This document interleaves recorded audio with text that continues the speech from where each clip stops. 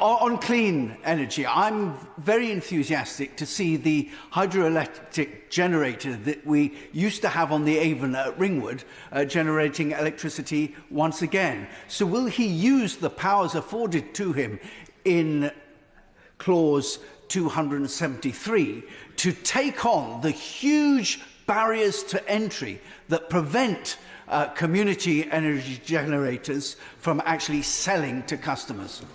And finally, just a quick note on community energy. I should declare I'm a member of the Ludlow Hydro Cooperative, and it's a very good small-scale scheme providing electricity to the local communities.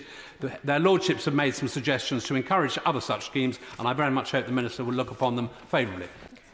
Now, another Lord's amendment I support is that about community energy. And as a co-sponsor of the local electricity bill, it makes sense that I do support the suggested change to provide a framework to support the growth of a community and smaller-scale electricity export guarantee scheme. It's been supported by Community Energy Scotland, and overall 318 MPs now support the local electricity bill, including 125 backbench Conservative MPs, so more than enough to win a vote in this House. The concept is also supported by over 110 local authorities, including my own East Ayrshire Council, as well as over 80 national organisations. And Power for the People deserve the most credit for getting their campaign to this stage. It's estimated that community energy generation could grow between 12 and 20-fold in size over a decade. So, Mr Deputy Speaker, that could see up to 10% of electricity being generated by community-owned projects. And so if we do facilitate this, we're facilitating additional investment that provides returns for communities. Building better network resilience with these small schemes that are actually scattered across the grid. And of course that then is far better value for money than paying £70 billion or so for 2 large-scale nuclear power stations. And according to Power for the People, in 2021, community energy groups spent over £500,000 in energy efficiency upgrades, helping 21,000 people reduce their energy bills, and as well as that, nearly 60,000 individuals were also engaged in energy efficiency initiatives.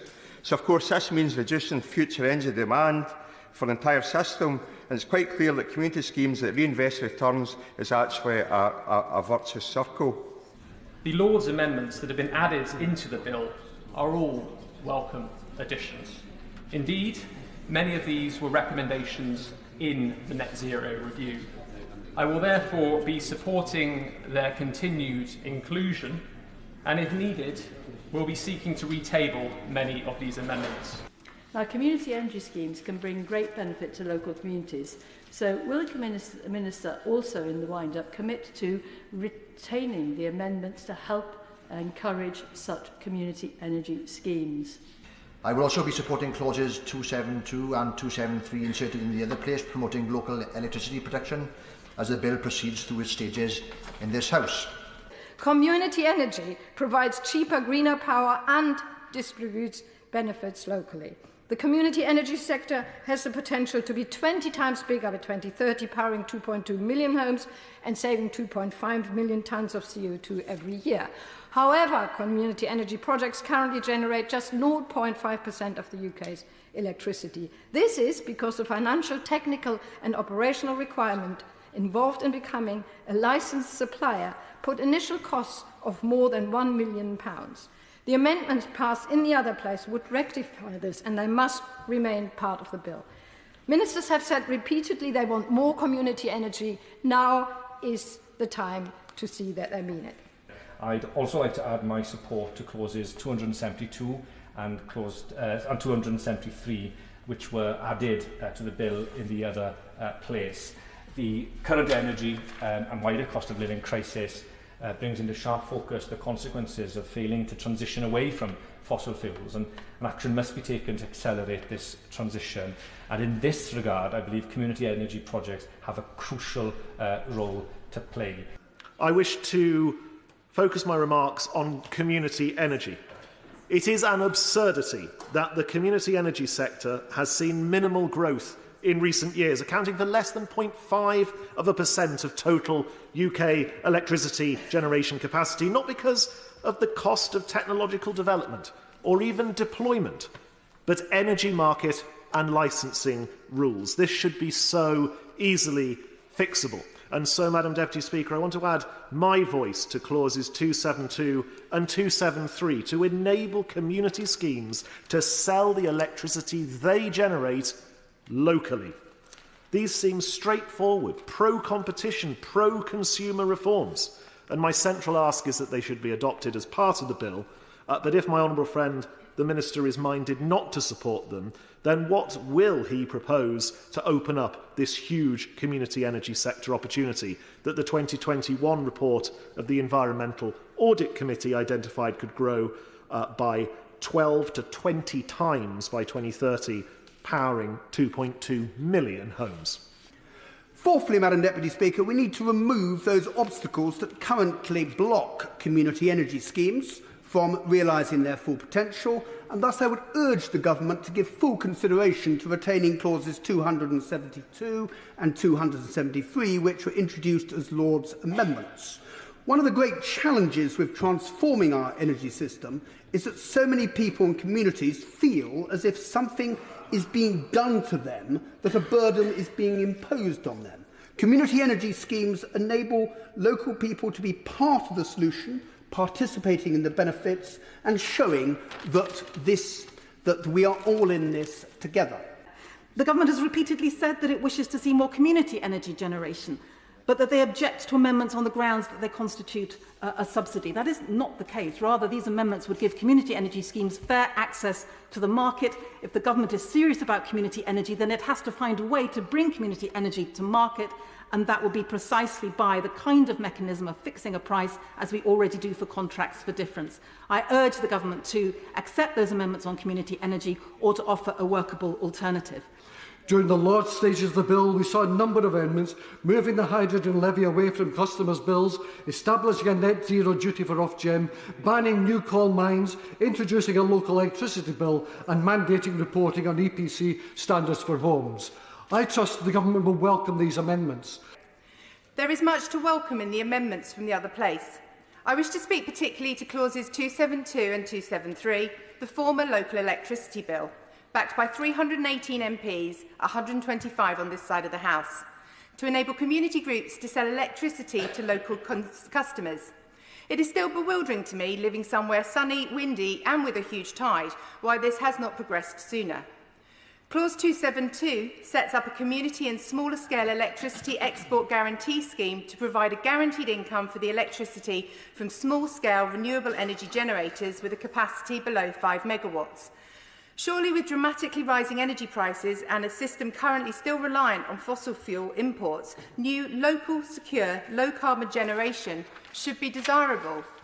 Clause 273 sets up a community and smaller-scale electricity suppliers services scheme, which would enable communities that wish to sell the electricity generated to the local community. This would facilitate a community energy tariff that can be offered to consumers local to the site. Locally generated electricity would reduce our dependence on imported energy and increase the resilience of domestic energy supply. It could help cut bills and help save emissions. There is huge support for these amendments across this House, and I do hope that ministers will ensure they remain in the bill. These clauses have previously been opposed by ministers on the basis that they amount to a subsidy. However, this would only be the case if the guaranteed price was many times the price of other sources, but that's not what these clauses do, with a suggested rate of around 5 to 10p per unit. While I'm glad that community electricity producers will now have the certainty and support they need to flourish, these provisions exclude small-scale hydrogen production, which can be used as storage or directly as an energy source. I'm calling on the Minister to look at widening these clauses to include all low-carbon energy suppliers. But the third reason I wanted to speak in this debate is that I'm the lead sponsor of the local electricity bill, which various people have commented on, which has the support of 318 MPs, 125 on this side of the House, 113 councils, nearly 90 national organisations, 4 of the 6 distribution network operators, not to mention countless members of the public who have written to many of us endorsing this bill. Because we haven't made enough of community energy and the potential of community energy. The Environmental Audit Committee found that it could by 2030, they found this in 2021, could power 2.2 million homes by 2030. But instead, we've gone from 249 megawatts in 2017 to 331 in 2022 over a 5-year period. We could be doing a lot more than that. We haven't seen a single community energy supplier get to market through the Licence Light scheme, which it was hoped might be able to enable this. And the truth is the setup costs are too high, because they're estimated to be £1 million or more, which for a small scale generator of community energy is far too much. Now, as the Minister knows, the driving force behind this, and I pay tribute to them, is powerful people, and particularly Steve Shaw, who many of us work on this. And they are very flexible and adaptable, and as he knows, the bill has moved a considerable way from being one which sought to make the costs of